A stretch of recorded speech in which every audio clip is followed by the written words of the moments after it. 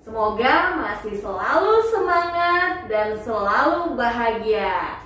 Saat ini, sang penyuluh hukum sedang bersama seorang narasumber, penyuluh hukum ahli media, Bapak Sudaryadi. Ya. Pak Sudaryadi, bagaimana kabarnya? Baik, bisa.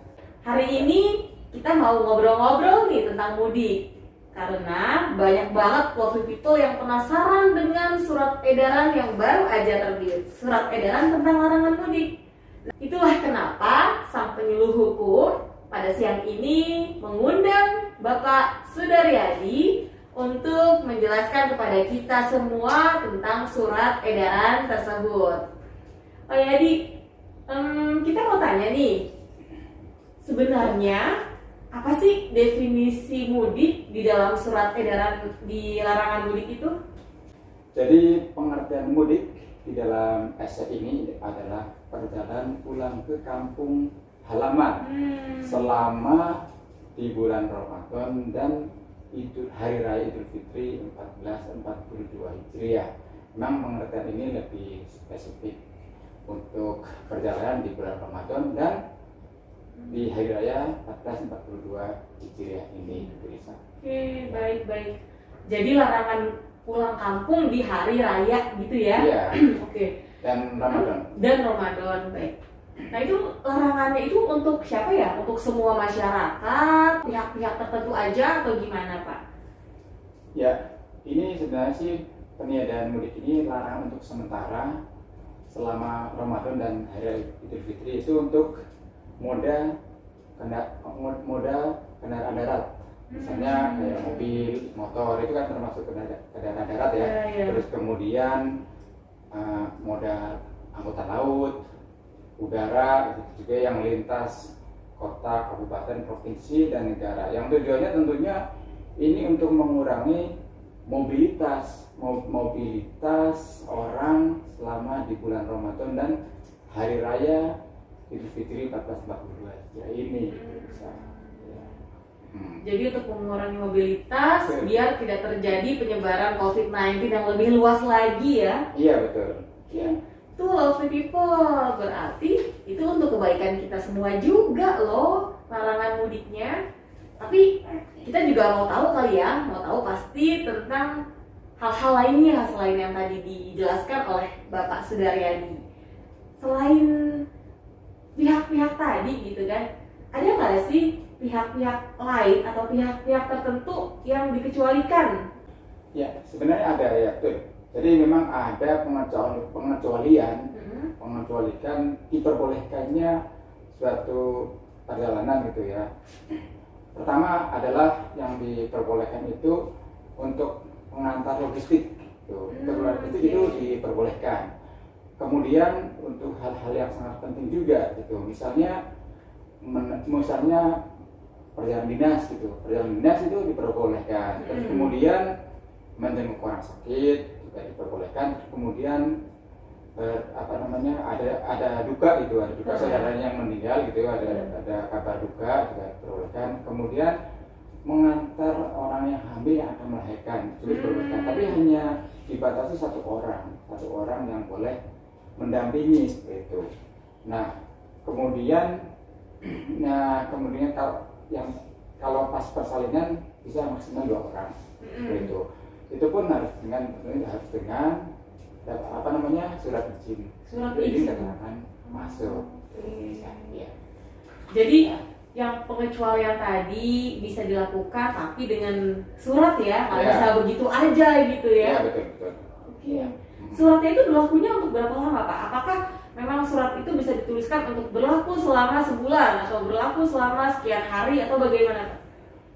Itu hanya berlaku selama pulang pergi. Pulang pergi aja? Jadi setiap mau mengadakan perjalanan tadi yang dikecualikan tadi menggunakan surat, tapi hanya berlaku selama pulang pergi. Ketika nanti akan melakukan perjalanan lagi harus ada surat lagi gitu. Oh, jadi tidak bisa untuk seminggu ataupun sebulan misalnya gitu kan. Keterangannya untuk hanya pulang pergi saja. Ya. Jadi satu surat untuk perkegiatan pulang pergi itu. Baik kalau begitu Pak, kita itu sebenarnya mau kedatangan tamu Oh iya, Sebentar saya telepon dulu deh. iya, silakan. Nggak apa-apa, biar sambil ngobrol ya. Iya. Halo? Oh iya, iya Pak, silakan. Sudah di depan pintu ya, masuk aja Pak. Kebetulan di sini ada tamu juga, silakan Pak, silakan. Sudah di depan pintu. Ah, ini dia orangnya. Waalaikumsalam. Silakan duduk. Pak penyuluh Pak Silakan. Silakan duduk. Lovely people, kita kedatangan tamu istimewa. Ustadz Abdul Rozak. Ya ampun, ini rezeki banget loh. Hari ini kita kedatangan 2 tamu. Tapi sebelumnya saya mau tanya kabarnya Ustadz dulu nih. Ustadz gimana kabarnya? Alhamdulillah baik Mbak Lisa. Sekarang ini yang disamping Pak Ustadz adalah seorang penyuluh hukum ahli media loh. Iya, terima kasih ya. Kali aja nanti Pak Ustadz kalau ngobrol-ngobrol ya kan, ada hal yang mau ditanyain. Gak apa-apa, kita gabung aja di sini. Terima kasih Mbak Silakan Lisa. Pak. Kalau mau ada Ini tadi obrolannya rupanya seru kayak saya dengar tentang mudik nih Mbak Lisa ya. Ini Mbak Lisa sama Pak penyuluh Pak Yadi, saya ada pertanyaan. Ini kan saya punya anak mondok pesantren di Jepara. Nah, saya ini mau jenguk. Saya kan tinggal di Jakarta, anak saya di Jepara. Saya ini mau jenguk, kangen sama anak saya karena mondok nggak bisa pulang. Apakah ini tergolong mudik dan apakah ini diperbolehkan? Mohon penjelasannya Pak penyuluh Pak Yadi. pertanyaannya bagus loh, gak nyangka loh. Bener nih. Bisa langsung Langsung dijawab. jawab aja Pak. Ya. Terima kasih Bang Rojak atau panggilnya Pak Haji. Bang Rojak aja nggak apa-apa. Iya, Bang Rojak. Jadi Bang Rojak akan mengadakan perjalanan ya, Iya, menjemput betul, anak betul, di Pak. pesantren ya. Betul, di Ya. Jepara.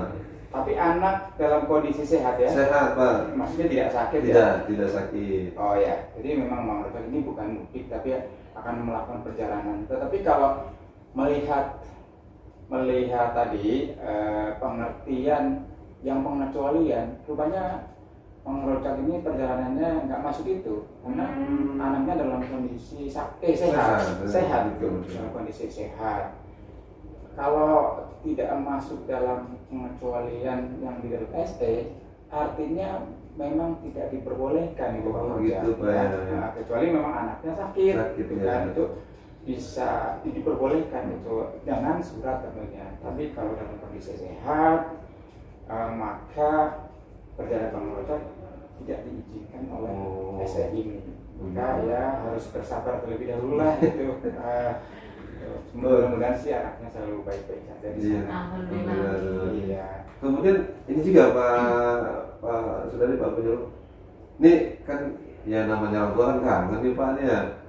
Tapi ternyata saya ini nekat nih pergi juga ke sana sama keluarga jenguk nih. Apakah ini kena sanksi nih Pak penyuluh nih, mohon penjelasan juga nih. Namanya kita kangen sama anak gitu kita nekat nih, gimana nih Pak? Ada sanksinya nih?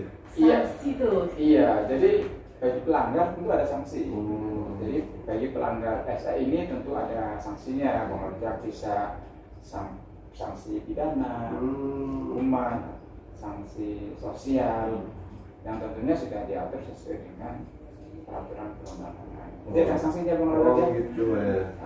Kita dan lovely people dimana Anda berada, kalau nekat melanggar ini bisa terkena sanksi pidana maupun sanksi sosial.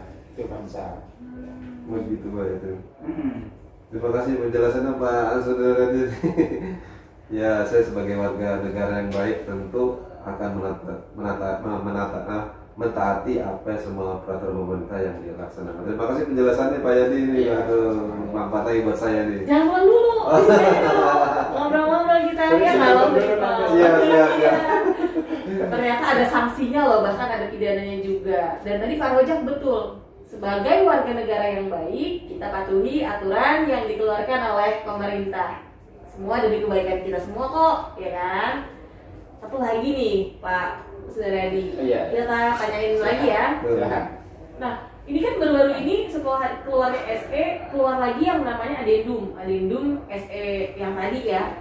Nah, sebenarnya itu adendumnya mengatur apa sih, sama nggak sama SE tadi gitu? Nah. Oh iya, jadi ada adendum ya. Iya, ada adendum dari SE ini ya. Ya.